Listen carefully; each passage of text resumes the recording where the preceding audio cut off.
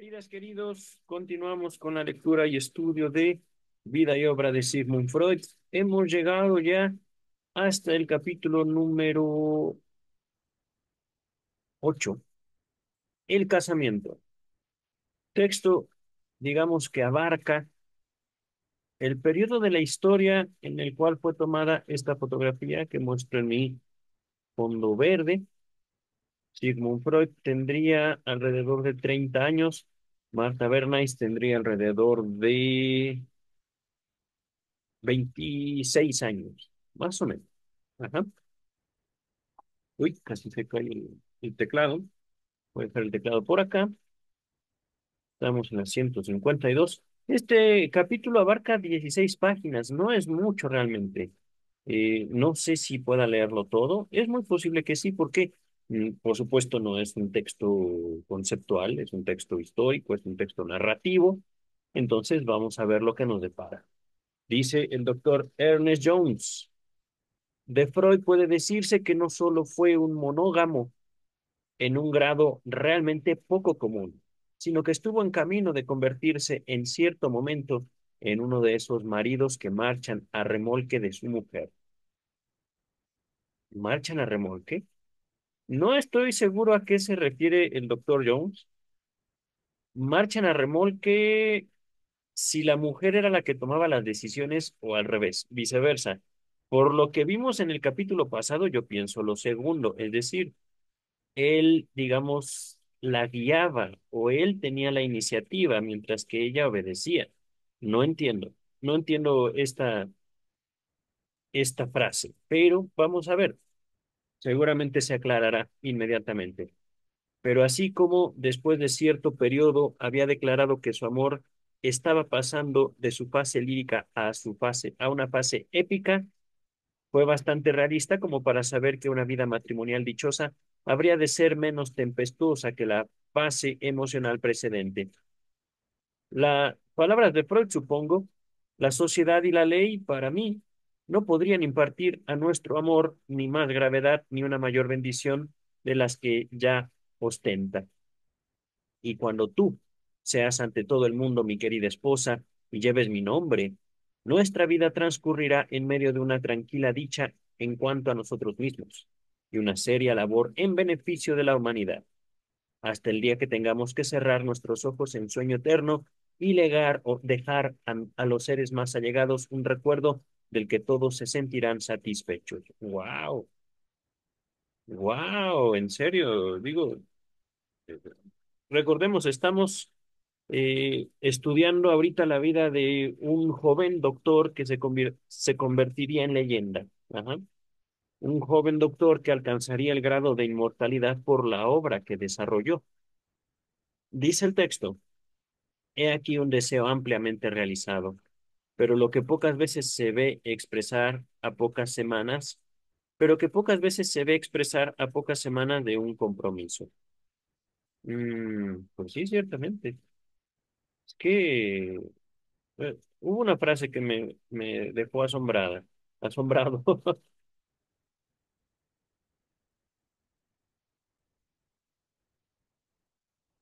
Dejar satisfechos a los demás con mi muerte.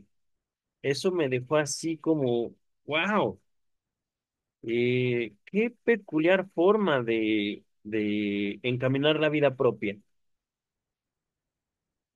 Pero bueno, dice el texto. Había advertido ya a Marta que debía prepararse a pertenecer enteramente a la familia de él y no a la de ella. La frase de Maynard que citaba un año más tarde, según la cual, entre comillas, la primera condición en todo matrimonio es el derecho de echar a los parientes políticos.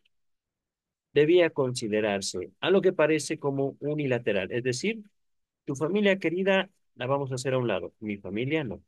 Ajá. Sin embargo, el espíritu que predominaba en la imagen que se hacía de su futura vida, de su vida futura, era más tranquilo y delicado. Palabras de Freud. Necesitamos apenas dos o tres pequeñas habitaciones donde podamos vivir y comer, y recibir a un huésped, y un hogar donde el fuego para cocinar no se extinga nunca. Y estas son las cosas en que ellas pondremos: mesas, sillas, camas, un espejo, un reloj, que recuerda a los felices mortales el correr del tiempo, un sillón en el que se pueda pasar una hora en agradables ensoñaciones, alfombras que hagan más fácil a la dueña de la casa la tarea de mantener limpios los pisos, bonitas cintas adornando los anaqueles, ropas hechas a la última moda y sombreros con flores artificiales, cuadros en las paredes, vasos para el agua de todos los días y para el vino de las ocasiones festivas, platos y fuentes, una despensa en que haya algo para cuando nos sintamos repentinamente con hambre o cuando llegue una visita inesperada, un manojo de llaves que deberá repiquetear ruidosamente. Son muchas las cosas que podrían darnos gustos: la biblioteca y el canastillo de la costura, la lámpara cordial, y todo deberá ser mantenido en orden, no sea que la Haus- Hausfrau, entiendo que ama de casa en alemán, que ha repartido su corazón en pequeños fragmentos, uno para cada mueble, tenga motivo de queja. Antes de continuar, Hausfrau, ama de casa, nota del traductor. Ajá. Palabra alemana, se entiende Haus, como en inglés casa, pero en alemán se escribe con A-U-S, Frau, mujer. Ajá. Ama de casa. Continuamos. Y aquí se verá una cosa que es testigo de la seria labor que asegura la solidez del hogar, y más allá otra que hablará de nuestro amor a lo bello, o de los queridos amigos cuyo recuerdo nos es grato, o de ciudades que uno ha visto, o de las horas que uno no quiere olvidar. En conjunto, un pequeño mundo de felicidad, de callados amigos y de símbolos honrosos de humanidad. ¡Wow! Miren, me asombra ciertamente la cultura de este caballero. Las palabras dejan ver un espíritu peculiar en este jovencito de 30 años. Dice el texto: en este cuadro de los primeros tiempos del compromiso, no hay lugar aún para los niños. El gran afecto de Freud a los niños no se había manifestado todavía. Un par de años más tarde aparecen otras ideas. Palabras de Freud: este es un momento feliz para nuestro amor. Pienso siempre que, una vez casados, ya no se vive, la mayor parte de las veces, el uno para el otro, como sucedía antes. Se vive más bien el uno con el otro, para una tercera cosa, y el marido pronto ve aparecer peligrosos rivales: el cuidado de la casa y de los niños. Entonces, a despecho de todo el amor y el sentimiento de unión, la ayuda que cada uno halló en el otro se acaba. El marido busca nuevamente amistades, concurre a un mesón, encuentra fuera de casa intereses de orden general, pero no es forzoso que esto sea así. Continúa el biógrafo. La cuestión de la ceremonia de bodas fue, por un tiempo, un problema candente. No, el solo hecho de pensar en eso era para él una maldición. Detestaba todas las ceremonias y en especial las religiosas.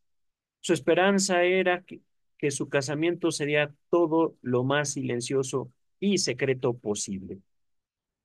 Oh, querido.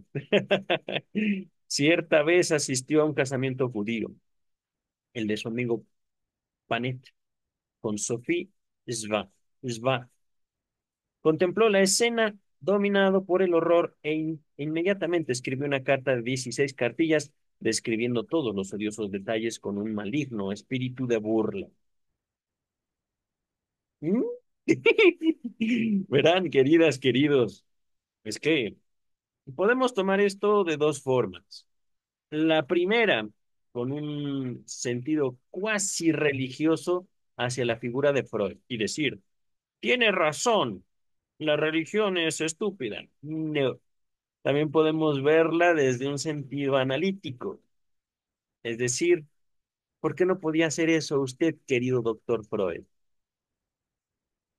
¿Por qué tenía que burlarse de la ceremonia, de la fiesta, del protocolo, que ni siquiera era para usted, era para un amigo? Festejaban una unión. casamiento judío, que por supuesto era parte de su cultura, parte, digamos, de su herencia paterna y materna. ¿Por qué? Dice el texto. Difícilmente a lo largo de todo el noviazgo hubo un momento en que el pensamiento predominante de Freud no fuera el de darle término lo más pronto posible. Todos sus esfuerzos tendrían ese fin, es decir, ya, casamiento y ya, a lo que sigue, la vida sigue. Ajá. Un cierto rechazo, digamos, por, no sé, el carácter festivo, el carácter, digamos, metódico. ¿Por qué? Sospecho que es esto último, una especie, digamos, de control que no venía de él, le aterraba al doctor Freud. Dice el texto, ensayó una idea tras otra, un invento tras otro, con la esperanza de alcanzar cierta reputación que le diera la posibilidad de asegurarse la vida con su profesión y poder casarse, por lo tanto. Nada le ayudó en ese sentido, con excepción de sus serias investigaciones histológicas, es decir, sobre tejidos. Ajá. Doctor, era médico, no se hizo famoso por el psicoanálisis antes de casarse. Ajá. Más bien, y esto es un comentario propio mío, la interpretación de los sueños está lleno de recuerdos, eventos que le ocurren a él con sus hijos. Podríamos decir que la interpretación de los sueños tiene dos fuentes. Estudios sobre la histeria, el tiempo que él pasa con Breuer estudiando y tratando pacientes histéricas, que les enseñaron toneladas de información que no vienen, no tenían ellos en sus libros. Y dos, sus hijos. Dice el texto, parecía no ignorarlo. Es decir, soy pobre. Sigmund Freud no era rico. Venía de una familia comerciante, pero el hermano, lo vimos en el capítulo pasado, el hermano de Marta era más rico que toda la familia de Freud, incluyendo sus dos hermanos mayores y su padre. Ajá. Dice, repito, parecía no ignorarlo y por ello se empeñaba con ardor en esa tarea, pero no era posible ya que volvería a centrarse en investigaciones de su exclusivo interés con la misma tenacidad con que lo había hecho antes y con que volvería a hacerlo más tarde. Sus perspectivas eran, como lo dijo él al comienzo, extremadamente calamitosas. Entiendo que muy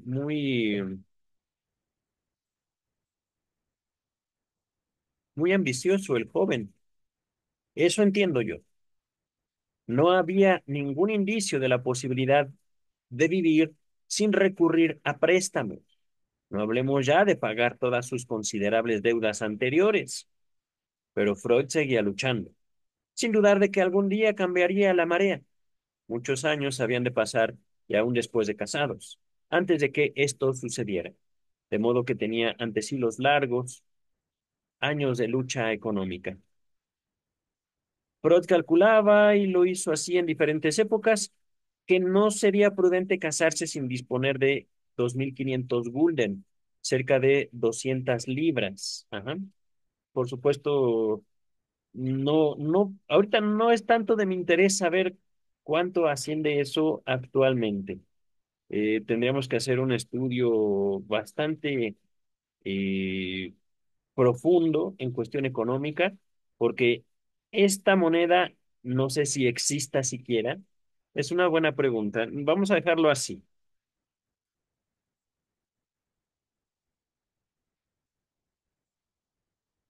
Moneda Gulden. No, me puso Golden, no Gulden. Mm, no dice. Florín, Florín antillano neerlandés. No, no. Florín neerlandés. Miren, eso sería, digamos, tema de otra investigación. Esta moneda supongo que ya no existe. ¿Por qué? Wikipedia me está diciendo que es la moneda de Finlandia, no, Finlandia me parece, o no, perdón, Holanda. Ajá. Y Sigmund Freud no vivía en Holanda, vivía en Viena, parte del Imperio Austrohúngaro, Austria-Hungría. Ajá. Viena, Austria, me parece.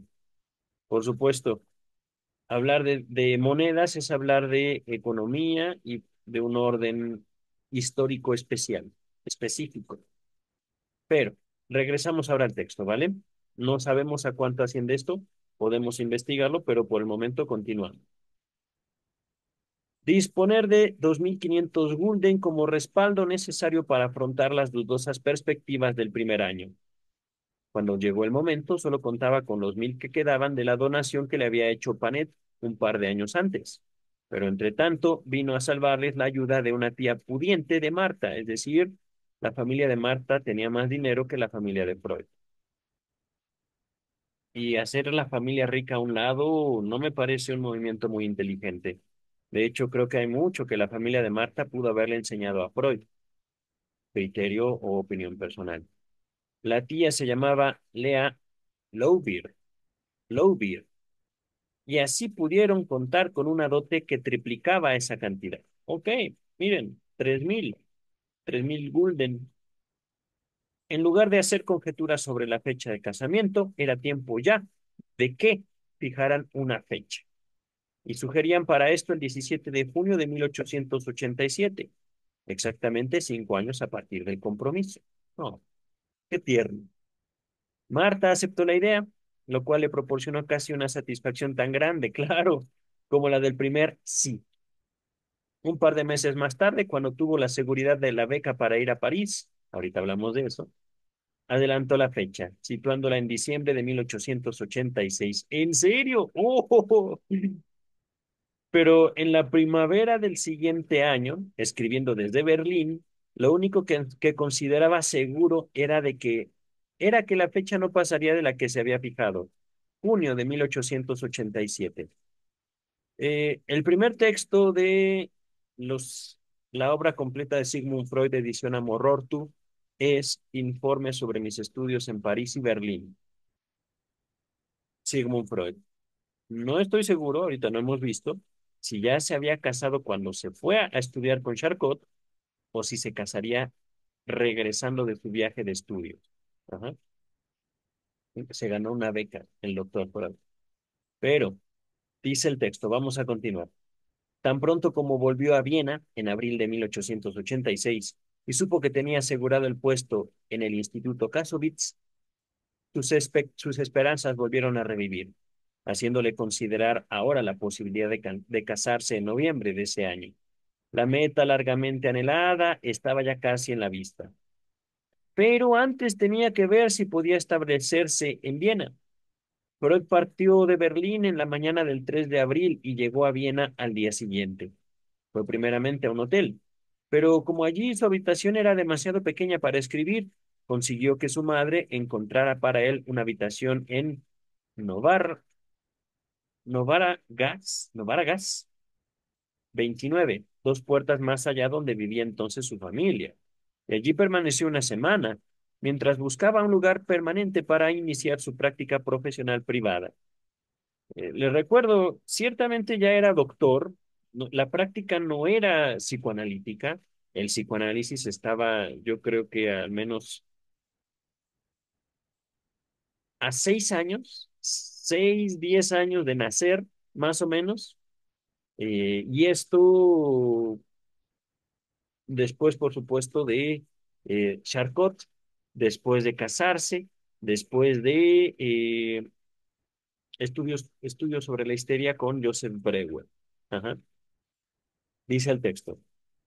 Eran muchas las visitas que debía hacer después de una ausencia tan prolongada y era necesario explorar la situación general.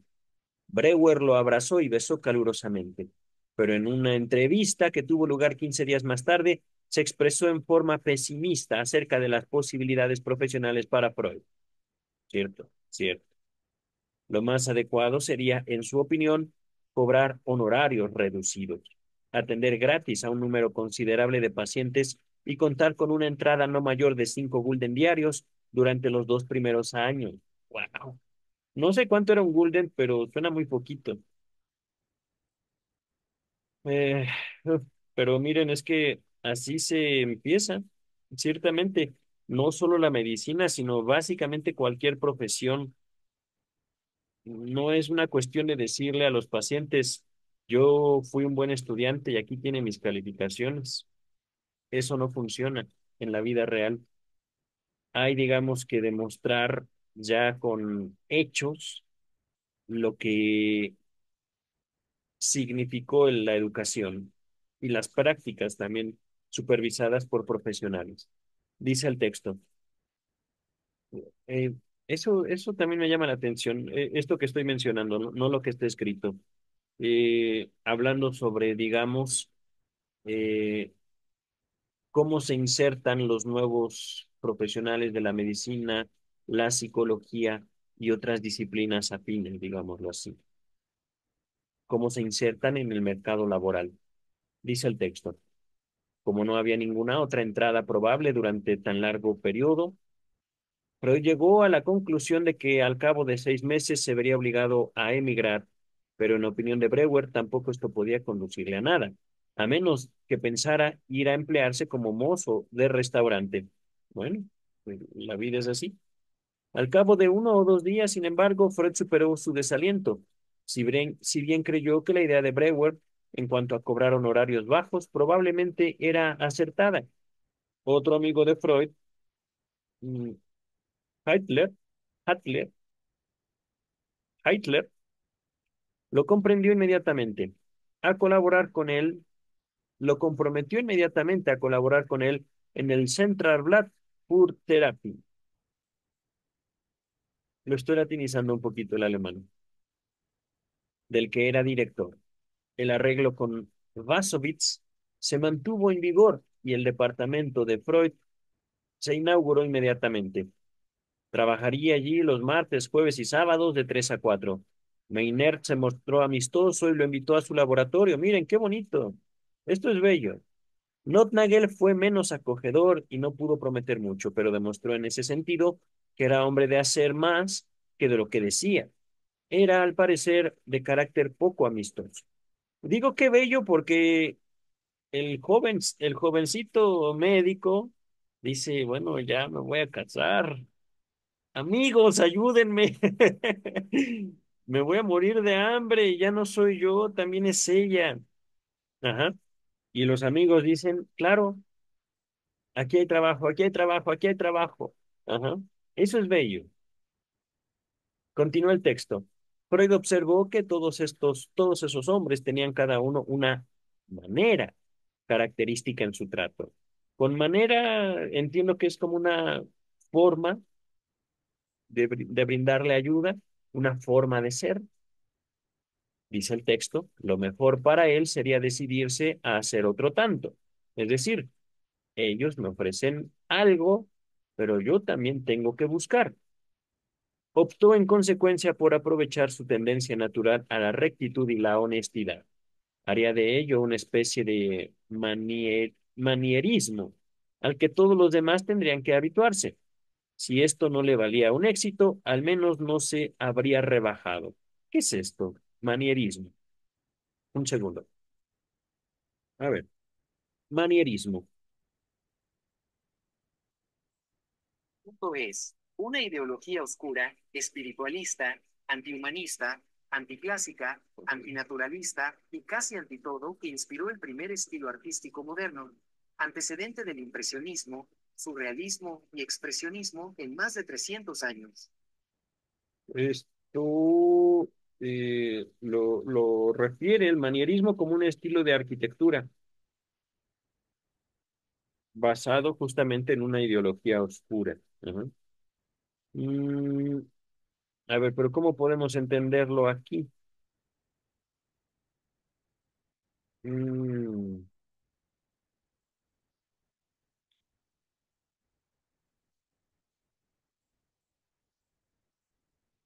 un estilo, podría entenderse, basado en la rectitud y la honestidad. Pero parece ser como un estilo, una política, podría yo pensar. Ajá. Un estilo personal, una marca personal. Continuamos, ¿vale? El 15 de abril se mudó a un departamento que había alquilado en Strauss, número 7, detrás del magnífico edificio de la municipalidad, en el mejor distrito profesional de Viena. Pagaba por el departamento 80 gulden o 6 libras por mes, con servicio incluido. Se componía de un vestíbulo de dos amplias habitaciones. Una de estas fue dividida en dos por una cortina, de modo que la mitad posterior podía usarse como dormitorio. Había además una habitación pequeña, que servía para la labor oftalmoscópica. El departamento estaba elegantemente amueblado, y él no tuvo que comprar más que un sofá. Biblioteca y libros ya poseía de antes. Se colocó una placa profesional de vidrio con letras doradas sobre fondo negro para la calle y otra de porcelana para la puerta del departamento. La esposa de Brewer insistió en fijar ambas placas ella misma. Pero ya había hecho su primera consulta antes de eso, en la casa de Politzer. Los honorarios fueron inmediatamente a Vansbeck, que para que Marta se comprara una pluma y vino para celebrar la ocasión. ¡Wow! ¡Qué bello! Eso me recuerda tiempos bonitos que viví.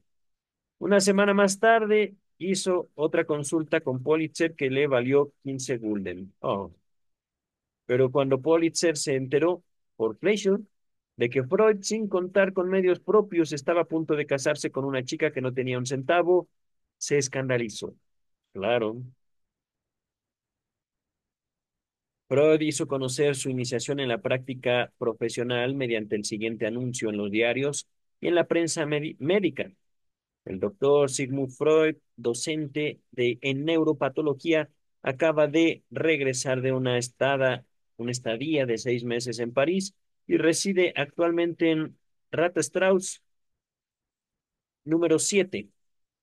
Y miren, entonces se casó después de su visita con Charcot. En el Neue Presse, Nueva Prensa Libre, si mal no recuerdo, este anuncio le costó 20 gulden. Envió también 200 tarjetas a diferentes médicos. El histórico día elegido para esta arriesgada aventura fue el 25 de abril de 1886. Curiosa elección, dado que era un domingo de Pascua. Y en ese sagrado día para los judíos, no quedaba nada que no se cerrara o se suspendiera en Viena.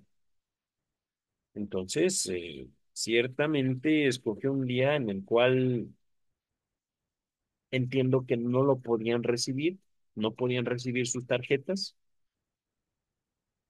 o un día justo en el que este, tanto las tarjetas como la publicación podía ser visto por más gente, puesto que no estaba haciendo nada. No lo entiendo del todo bien a qué se refiere justo, si fue un día bueno o malo para su acto de publicidad. Ajá.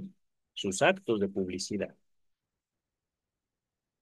Durante los primeros meses que siguieron hizo el cálculo diario de las entradas y por lo general también una descripción de los pacientes. La mayor parte de los enfermos que pagaban provenían de Brewer, mientras que los otros que acudían directamente eran generalmente atendidos gratis. Wow. Palabras de Freud. Brewer está haciendo todo lo que puede. En julio, Notnagel le envió al embajador de Portugal. Poco después, Freud tuvo ocasión de encontrarse con Notnagel en una consulta, y para su gran sorpresa y satisfacción, se enteró de que aquel ya le había enviado varios pacientes, si bien por diversas razones. Ninguno de estos había vuelto a su consultorio. Se sintió más seguro de este modo, del apoyo de este gran hombre, aun cuando hubo naturalmente fluctuaciones, con días sin entrada alguna. Su éxito en conjunto fue mayor del que había esperado. Hubo un día en que la sala de espera estuvo llena desde las 12 hasta las 3. En En solo el mes de junio ganó 387 gulden, más o menos unas 31 libras. Ajá. Suma muy satisfactoria para un principiante y que sobrepasaba los 10 gulden diarios que necesitaba para vivir. Pues sí, qué bonito. Freud tenía poca confianza, sin embargo, en su capacidad como médico y se quejaba siempre de su sentimiento de ineptitud frente a los pacientes. Esto, queridas, queridos. Esto ya lo habíamos notado en los videos pasados. A pesar de que tenía una preparación fuerte, a pesar de que era reconocido por sus maestros, él, siendo un joven médico, dudaba de sí de forma severa. Ajá. Una cosa es, después de todo, la plena responsabilidad que comporta el ejercicio privado de la profesión y otra bien diferente es el trabajo hospitalario en común, al que se había acostumbrado tanto. Su confianza decaía, más aún cuando las cosas no marchaban bien. Cierta vez, por ejemplo, hizo una pequeña operación sin éxito a un actor muy conocido, Hugo Stimming. El paciente le escribió una carta de agradecimiento en términos corteses, pero no volvió más. Freud devolvió al paciente los honorarios que éste le había enviado. En una carta, su futura esposa le decía que le era necesaria una buena dosis de sentido del humor para no tener que avergonzarse de su ignorancia, su embarazo y su desamparo. ¿Qué? Mm. Esto se lo dice Freud a sí mismo. Me hace falta ser menos serio. Me hace falta ser de un humor más ligero. Saber obtener gusto, placer de las cosas como son. Ajá. Dice el texto, tenía bastantes ocupaciones este verano. Trabajaba todas las mañanas en el laboratorio de Meiner, en la prosecución de sus investigaciones anatómicas, además de la redacción del correspondiente artículo que se publicó en agosto. Continuaba con la traducción de Charcot. Continuaba con la traducción de Charcot. Compuso el informe sobre el viaje. Preparó la comunicación a la sociedad médica, la que fue postergada para octubre, y dio dos conferencias sobre hipnotismo. Aparte de esto, estaba el trabajo en el Instituto Kassovitz y su propio consultorio. Pero al poco tiempo, la importancia de todas estas actividades se vio empalidecida por los desconcertantes problemas que giraban alrededor de la gran cuestión del casamiento. Estaba completamente inseguro de si podría llegar a ganarse la vida en Viena. Y a principios de mayo, por lo que escribió, sus esperanzas en ese sentido eran escasas. Hacia fines de abril no tenía más que 400 gulden, suma suficiente como para mantenerse él solo durante 6 semanas más o menos. No fue antes de fines de julio que pudo sentirse confiado de contar ya con una base satisfactoria. A lo largo del prolongado noviazgo, el único obstáculo había sido la dificultad económica, y esta se hizo realmente seria cuando ya se hallaba cerca el momento tan ansiado. Las cartas cambiadas en el par de meses siguientes estaban llenas de cálculos complicados, pero puestos a la tarea de rehacerlos, nos será fácil resumirlos de una manera bien concisa. Además de lo que quedaba a Freud de la donación de Panet, Marta tenía 1.800 gulden, ouch, más o menos 145 libras, ahorrados de una herencia y del regalo de la tía. De esta suma necesitaba 1.200 para el ajuar y la ropa blanca, que según costumbre de la época debía portar la novia. Ok, wow. Había dado a guardar a su hermano Eli, el hermano mayor de Marta, 800 gulden, como 64 libras. Y por lo que Freud pudo entender de los negocios de este, le parecía dudoso que los fuera a recuperar. Tal como vimos en el capítulo anterior, la delicadeza de Marta al requerir ese dinero a su hermano fue causa de la más grave de todas las querellas entre ella y Freud. Al final, Freud, intervino rudamente y Eli envió el dinero a Marta a finales de junio. Ciertamente, lo vimos en el capítulo pasado. El video pasado se los dejo en la descripción.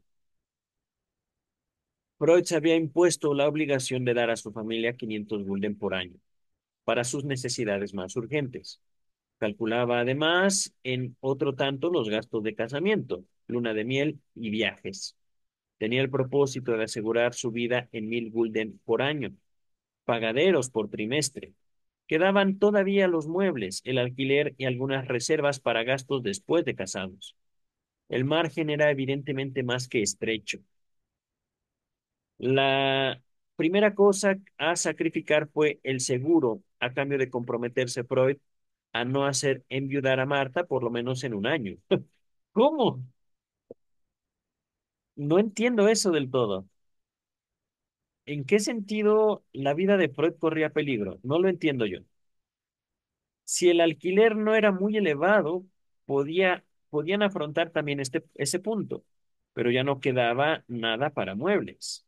Quiso obtener los muebles por el sistema de venta-alquiler, no sé cuál es, pero la ordenada y económica Marta se oponía al recargo de precio que a la larga involucra ese sistema. Y además no le agrada indudablemente la idea de comenzar su vida matrimonial sobre semejante base. Tanto se habló sobre este tema de los muebles que Freud terminó por hacer el siguiente comentario. Palabras de Freud. Tengo la impresión de que la más adorable de las mujeres en este mundo es fatal, llegando a ese punto y solo ve en el marido un complemento necesario, es verdad, pero complemento al fin, de una casa hermosa.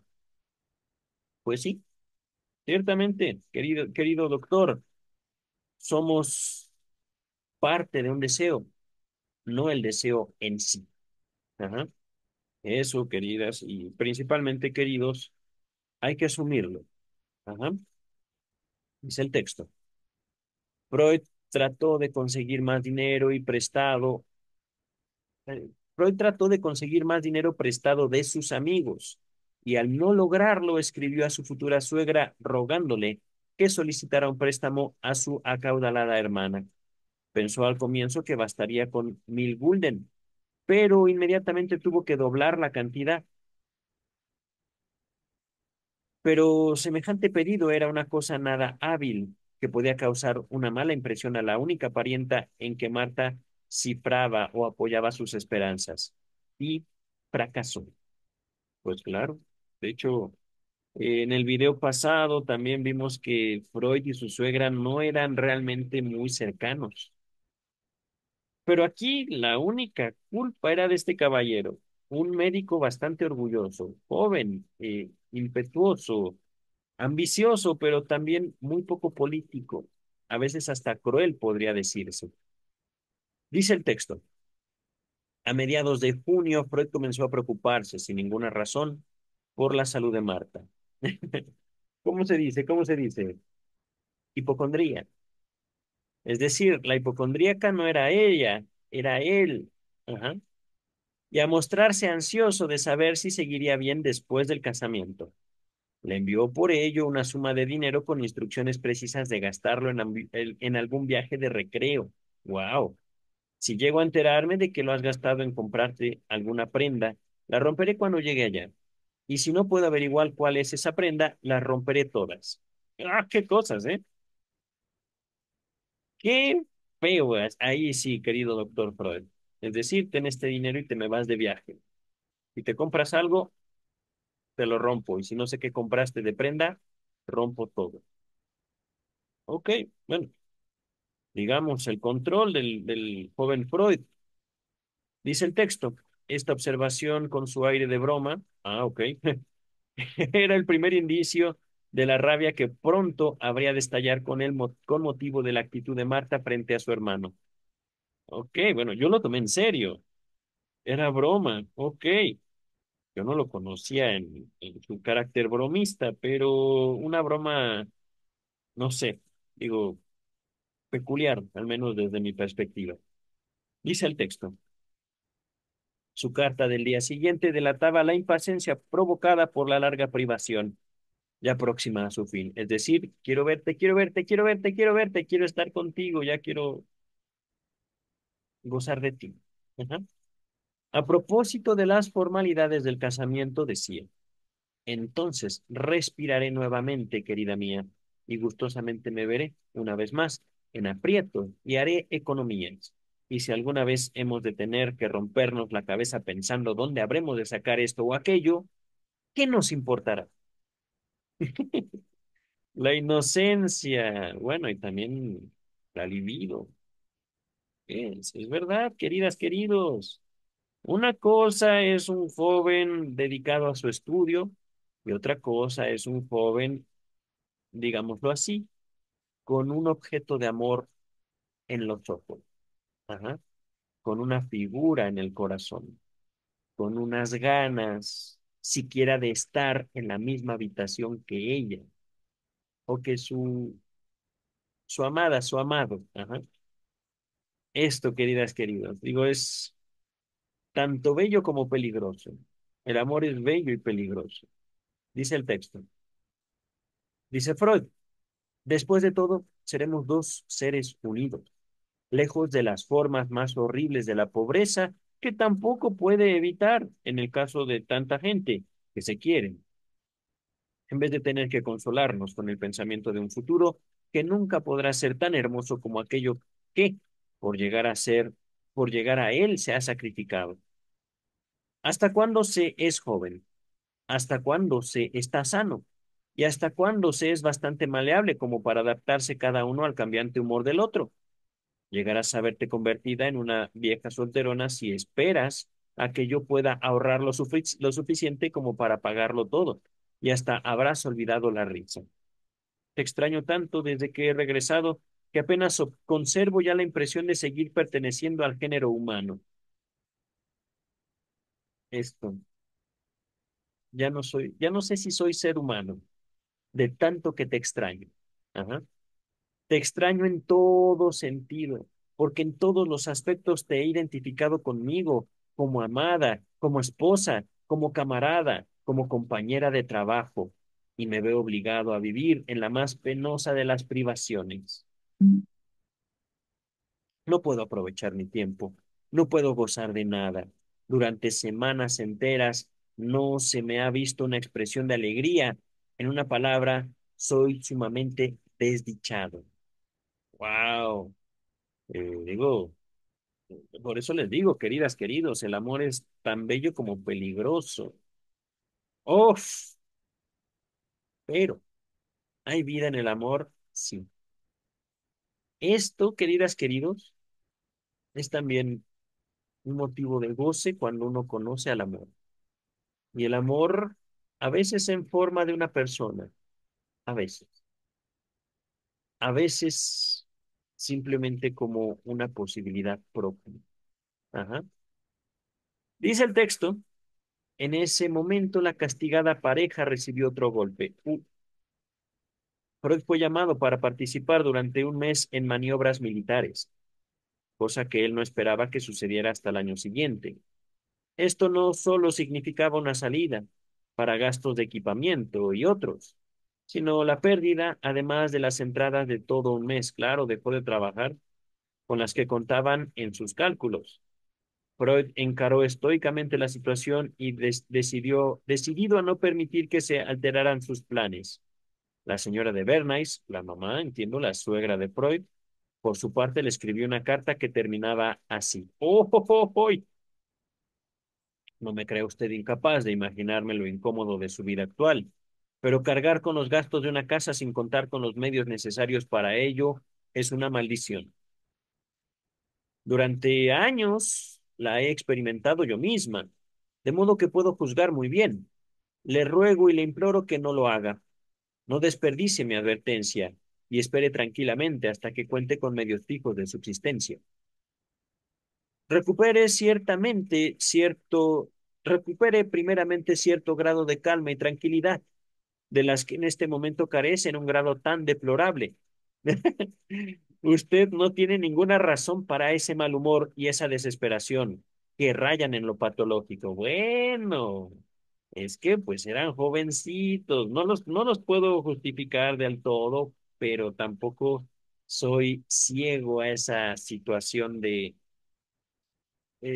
hecho en mi libro también el capítulo 1 o 2, yo estaba enamorado en aquellos tiempos y no verla era pensar en ella.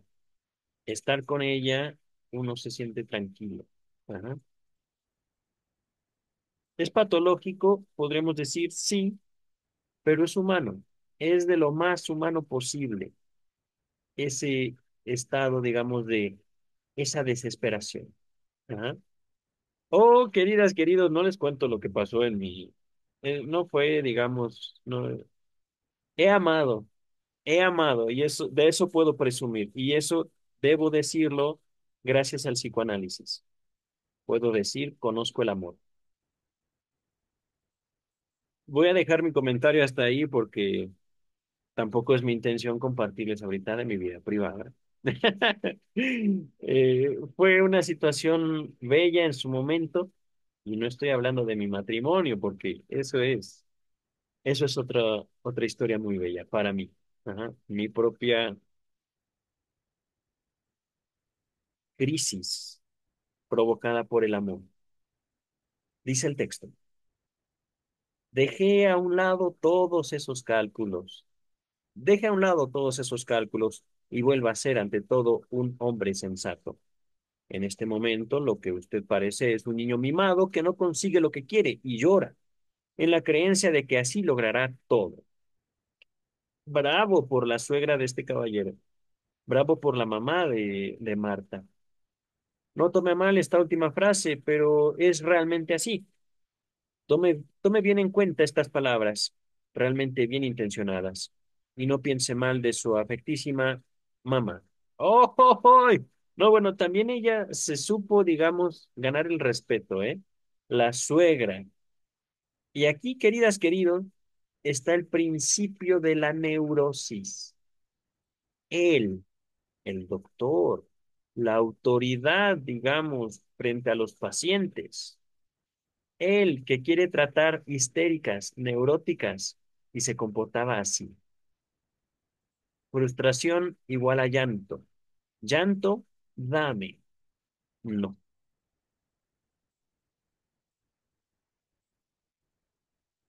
Yo creo que alguno de estos capítulos va a tratar sobre el autoanálisis de Freud.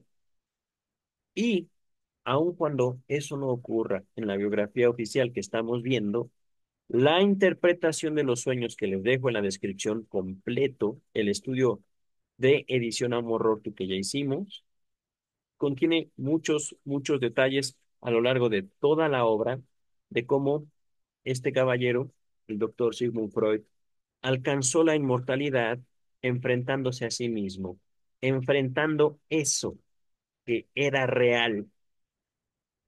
Parece un niño mimado que cuando no consigue lo que quiere, llora en la creencia de que así logrará todo. Wow. Dice el biógrafo, ignoramos si este fallo de la futura suegra mereció alguna respuesta de Freud, pero sí sabemos que no afectó para nada su propia decisión. Lo único que aún faltaba hacer era encontrar una casa apropiada para la joven pareja y amueblarla, pero las dos cosas comportaban, cada una por su lado, problemas bastante serios. Freud no podía ganar dinero, por cierto, si no contaba con un lugar donde ejercer la medicina, y por otra parte no era posible que vivieran en habitaciones sin mueble alguno. Un telegrama de Marta de principios de julio traía la jubilosa noticia de una solución. ¡Hurra! 1.200 gulden. Lowbeer. Era un regalo de bodas de la tía Lea de Brunn. Hubo además otro regalo de 800 marcos proveniente del tío Luis de Londres y que Marta valoraba aún más que el otro, por cuanto representaba un sacrificio mayor por parte del donante. El costo de los muebles estaba, por lo tanto, cubierto y los preparativos podían seguir su curso. Esto también me trajo recuerdo. El costo estaba cubierto. No, no, no. Me va a hacer llorar. No usted, los dos. Y el biógrafo. Eso es muy bello. Y lo he vivido también. De repente, ¡puf! Ya, ya está todo. ¡Qué bello! Dice el texto. Aparte de la natural impaciencia, la razón principal que inducía a Freud a optar por septiembre en lugar de noviembre era de orden puramente práctico. En Viena las viviendas se alquilaban por trimestres, de modo que tenía que ser el 1 de agosto o el 1 de noviembre. A pesar de todos sus esfuerzos e incluso de los anuncios que publicó, se encontró con que las viviendas adecuadas eran muy escasas. Solo podía buscar después de las horas de trabajo. Era un problema fastidioso, pues estaba empeñado en tener preparada la casa donde podía traer a su esposa, y el tiempo que le quedaba antes de partir para las maniobras militares era limitado. La vivienda más adecuada que pudo encontrar estaba en Pest- Perstelgas, Westergals, pero presentaba el gran inconveniente de no desocuparse antes de noviembre, lo cual significaba no poder atender su consultorio durante el mes de octubre, el mejor del año, cosa que de ningún modo podía permitirse. Podía también quedarse con su vivienda actual, agregándole las dos habitaciones que al presente ocupaban los inquilinos principales, pero esto significaría un costo de 1.400 gulden, cosa que tampoco era posible. Finalmente, Freud alquiló un espacioso piso de 4 habitaciones en el número 5 de María Teresin, Teresinstrasse. Todavía le esperaba un último golpe a Freud, antes de la realización de sus esperanzas. Durante todo el tiempo se había estado tranquilizando con la idea de que en Alemania, que es donde iba a casarse, bastaría para el caso con la ceremonia civil, con lo que se ahorraría el penoso dilema de tener que cambiar de confesión religiosa, protestante. Cosa que en rigor no podía haberse planteado seriamente en ningún caso, o bien enfrentar las complicadas ceremonias del casamiento judío, cosa que aborrecía. Pero a comienzos de julio, Marta se vio obligada a informarle que, si bien el casamiento civil era válido en Alemania, no sería reconocido en Austria, con lo cual, llegados a Viena, no estarían casados. No habría otra alternativa que aceptar la ceremonia judía. Tome esa, joven doctor. Pero ella le alivió el trance todo lo que fue posible. Ah, qué bella mujer. Marta se fijó para la ceremonia un día de trabajo, de modo que serían muy pocos los amigos que podrían asistir, con lo cual pudo llevarse a cabo en casa de la madre de ella. Allí se podría reemplazar la habitual indumentaria judía, más bien de gala, por un sombrero de copa y una levita. Eso fue lo que se hizo. Las maniobras militares de Olmutz, de las que hemos de decir algo en el próximo capítulo, se prolongaron desde el 9 de agosto hasta el 10 de septiembre. Al término de las mismas, Freud volvió a Viena para quitarse el uniforme militar y a partir el día siguiente a Wandsbek, donde se encontró con que la paga militar no pasaba de la mitad de lo que se le había hecho creer que recibiría, por lo que tuvo que escribir reservadamente a su futura cuñada, Mina Bernays, para pedirle prestado el dinero necesario para el viaje a Wandsbek. Pudo con todo. Comprar un regalo de bodas para su novia, un hermoso reloj de oro. También había pensado en un collar de coral para Mina, pero dado que el embajador de Portugal no había pagado todavía sus honorarios, había que prescindir de ese regalo. Y fíjense, no era cualquier persona. Y estamos hablando de que un servidor público alto, un embajador, ya había recibido un servicio por el cual no había pagado. Esa es una realidad para la cual no preparan en la escuela. Dice el texto, el casamiento civil se realizó el 13 de septiembre de 1886 en la municipalidad de Wandsbek. 75 años más tarde, la señora de Freud recordaba aún con toda claridad el comentario que había hecho el funcionario acerca de la forma decidida en que ella estampó su nueva firma, sin ninguna vacilación. Freud pasó las noches de los días 12 y 13 en casa del tío Elías Philip, quien se había encargado de entrenarle en el aprendizaje de las brojes o oraciones que el novio tendría que recitar al día siguiente en la ceremonia de la boda. Probablemente se mordió los labios en el momento de colocarse bajo la chup o chupet, pero todo salió bien. Sobre la chup o la chupet, nota número 2. Balanquín, dosel sobre estacas que representa el templo y bajo el cual se coloca la pareja de contrayentes de novios, de esposos, durante la ceremonia nupcial hebraica. Solo 8 parientes estuvieron presentes, aparte de los familiares más cercanos, y la pareja partió inmediatamente para Lübeck. De Lübeck enviaron una carta conjunta a mamá, escribiendo alternativamente las frases. La última escrita por Freud decía así: dado en nuestra actual residencia en Lübeck, en el primer día de lo que confiamos llegará a ser una guerra de los 30 años entre Freud y Marta. Ok, la guerra no llegó nunca, pero los 30 años se convirtieron en 53. El único indicio de guerra durante los largos años que siguieron fue una temporaria diferencia de opinión acerca del serio problema de si los hongos debían cocinarse con o sin pedúnculos. La promesa que había hecho, bromeando 2 años antes, de que tendría una riña por semana, fue completamente olvidada. Ella contaba exactamente con 25 años y él 30. Deben haber formado una pareja bien parecida, es decir, linda, guapo, los dos. Freud era buen mozo, delgado pero robusto. Destacábase él, destacábase en él la cabeza bien formada, la regularidad de sus rasgos y sus centellantes ojos oscuros.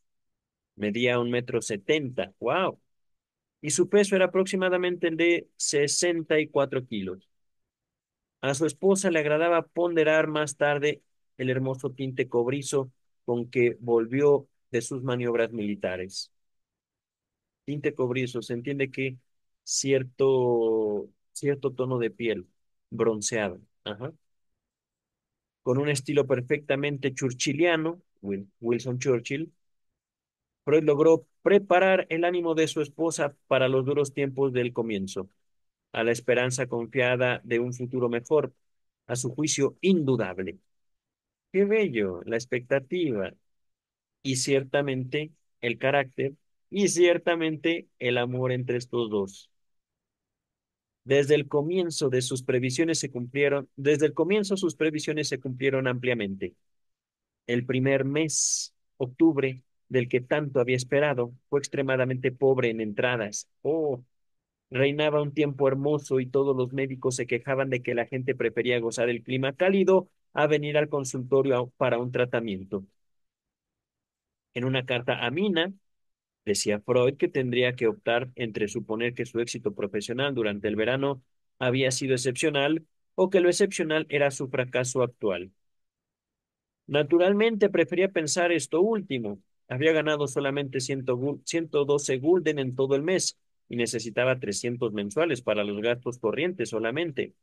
Para esto tampoco te preparan en la escuela y eso es terriblemente normal, terriblemente. Si te dedicas, claro está, a la consulta, digamos, únicamente. Las cosas se presentaban algo más difíciles, si bien los dos lo tomaban a broma. Ya había empeñado el reloj de oro que había recibido de Emanuel, y ahora le tocaba el turno a otro reloj de oro. ¡No!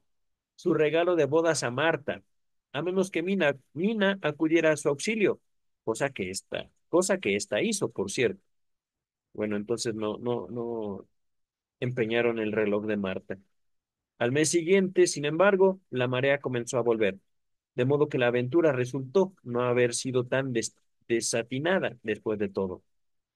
La hora de consulta era al mediodía y los pacientes les daban por entonces el apelativo de negros.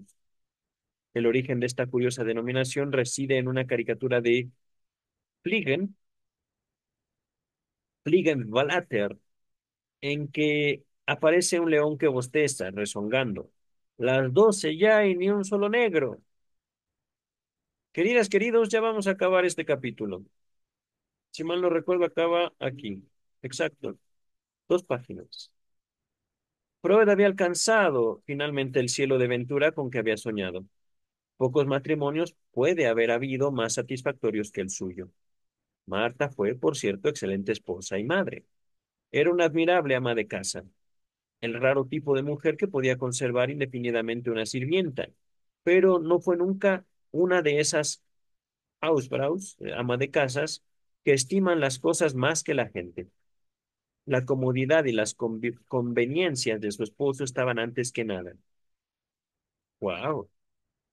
En los primeros años él acostumbraba a comentar con ella por la noche los casos que había visto, pero más tarde no cabía esperar que ella siguiera el vario vuelo de su imaginación más de lo que lo hacía la mayor parte del mundo. Pronto comenzaron a llegar los hijos para completar la felicidad de ambos. 2 años más tarde, Freud escribía una carta. Vivimos muy felices, en una actitud cada vez más modesta. Cuando oímos llorar a la criatura, nos imaginamos que esta es la cosa más feliz que podía ocurrirnos. Bueno, no soy ambicioso y no trabajo demasiado. 3 hijos, una niña y 2 varones. Octubre 16 de 1887, diciembre 7 de 1889 y febrero 19 de 1891. Nacieron en esta su primera casa. Los niños fueron bautizados Jean Martín por Charcot y no por Lutero, como se dijo. Claro, Martín Lutero. Ajá. Freud no era luterano. Freud ciertamente pudo haber estudiado a Lutero, pudo haber leído la Biblia, Antiguo y Nuevo Testamento, pero era un sujeto, digámoslo, fundamentalmente ateo, Freud. Ajá. Aunque también su conducta era fundamentalmente religiosa. Paradójico, digámoslo así, un santo sin Dios. Ajá. Para describirlo más o menos en su eh, forma de ser. Entonces, primero, Jean Martín, Oliver, por Oliver Cromwell, el viejo héroe de Freud. Y la niña, la familia en crecimiento exigía más espacio, de modo que en agosto de 1891 se mudaron al conocido domicilio de Vergas 19, que tenía además la ventaja de un alquiler más barato. La vivienda se amplió un año más tarde, al ocupar Freud 3 habitaciones más en la planta baja, que fueron destinadas a piezas de estudio, sala de espera y consultorio. Y les recuerdo, todo esto siendo Freud médico, doctor. Ajá. Allí vivió 47 años y allí nacieron 3 hijos más, un varón y 2 mujeres. Abril 6 de 1892, abril 12 de 1893 y diciembre 3 de 1895. El hijo recibió el nombre de Ernst por Ernst Bruck, un gran maestro de Freud que quiso y apoyó mucho al joven Freud. Freud no fue tan solo un padre amante, es decir, un padre amoroso, sino también indulgente, permisivo, se entiende, tal como cabía esperar de los principios generales que profesaba. Las numerosas enfermedades de sus hijos le producían naturalmente gran preocupación. Cuando la hija mayor tenía 5 o tal vez 6 años, estuvo a punto de morir de difteria, la peligrosa enfermedad a que alude Freud en sus obras, la interpretación de los sueños. En el momento de la crisis, el conturbado padre le preguntó qué es lo que más quisiera en ese momento y la hija le contestó una fresa, interpretación de los sueños. Eso aparece. No era la estación apropiada, es decir, no podía conseguirle presas, pero había una casa muy renombrada donde se podían conseguir algunas. ¡Wow! En el primer intento que hizo la niña de tragar la fresa le ocasionó un ataque de tos que eliminó totalmente la falsa membrana y al día siguiente la criatura se hallaba en franco tren de restablecimiento. ¡Wow! Su vida había sido salvada por una presa y por un padre amoroso, por un amante padre. Ajá, dice literalmente el texto. Cuando los niños fueron 6, ya avanzado el año de 1896, vino a unirse a la familia la cuñada de Freud, Mina Bernays. Junio 18 de 1865, pues se entiende que nació, murió el 14 de febrero de 1941, 2 años después de Freud entonces, murió Mina, que no se separó ya de ellos, Mina, hasta la muerte. Antes de eso, y luego de la muerte del que fue su prometido, fue dama de compañía de una señora, ocupación que nunca le resultó simpática. De joven realizaba sus tareas domésticas con un plumero en una mano y un libro en la otra, de modo que no era nada sorprendente que su vida se viera absorbida por preocupaciones intelectuales y especialmente literarias. Tante Mina era ocurrente, interesante y entretenida, pero tenía una lengua mordaz, fuente de no pocos epigramas familiares. ¿Qué es un epigrama? No lo sé. Un segundo. Epigrama. Aquí está la definición de epigrama, frase breve e ingeniosa, frecuentemente satírica. ¿Ok? Frase breve, satírica. La bromista se entiende. Ajá. Siempre estuvo en excelentes términos con Freud. No había ninguna atracción sexual de ninguna de las dos partes, pero él encontraba en ella una compañía estimulante y divertida, y alguna que otra vez realizó con ella cortas excursiones en días de descanso, cuando Marta, a su vez, no se hallaba en condiciones de viajar con él. Todo esto dio lugar a la leyenda maliciosa y absolutamente falsa de que Mina había desplazado a su hermana en el cariño de Freud. Este gusto siempre de la compañía de mujeres intelectuales y más bien masculinas, de las que pueden señalarse unas cuantas en su vida. Resulta sorprendente, quizá, que tía Mina no haya ayudado nunca a Freud en su labor literaria, aprendiendo, por ejemplo, taquigrafía y dactilografía.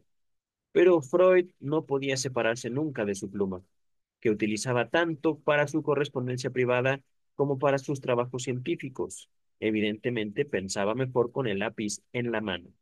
Nota número 3 sobre la taquigrafía. El propio Freud sabía taquigrafía y la utilizó en el hospital para sus apuntes con los pacientes, pero no la empleó, no la volvió a emplear después. Queridas, queridos, hemos llegado al fin del capítulo número 8. Vemos un capítulo dedicado a la vida privada, desde antes del casamiento hasta después. Que esto que el otro, terminamos por hoy. Nos vemos el lunes con estudios sobre la histeria, traducción de Luis López Ballesteros. ¿Vale?